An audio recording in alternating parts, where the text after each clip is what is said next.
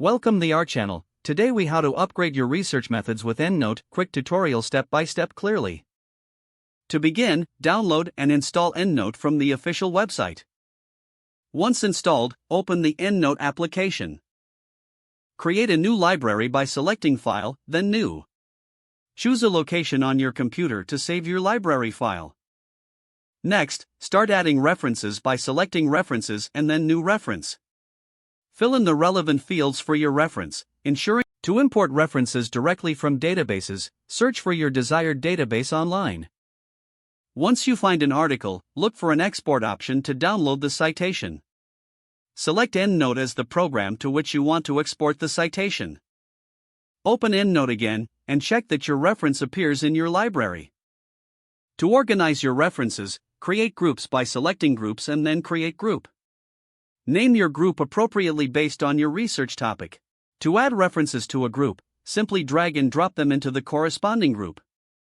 You can search through your library using the search bar at the top. When you are ready to use your references in a document, open Microsoft Word. In Word, go to the EndNote tab on the ribbon.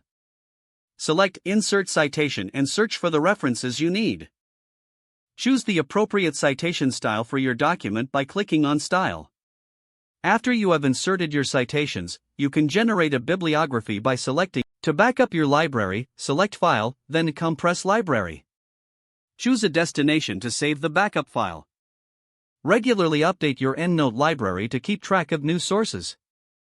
Utilize features such as annotations and notes to capture additional insights on each reference. Explore the online search feature to directly search databases within EndNote. With these steps, you can enhance your research methods using EndNote efficiently. If the page does not load, refresh the browser or try again in a private or incognito window. Make sure you are using the correct email address, then retype it carefully to avoid small typos. If your password is not accepted, use the reset option and create a new strong password you can remember. Check your spam folder for verification or security emails, then complete any requested confirmation steps. Enable two-factor authentication if available to improve account security and reduce unauthorized access risk.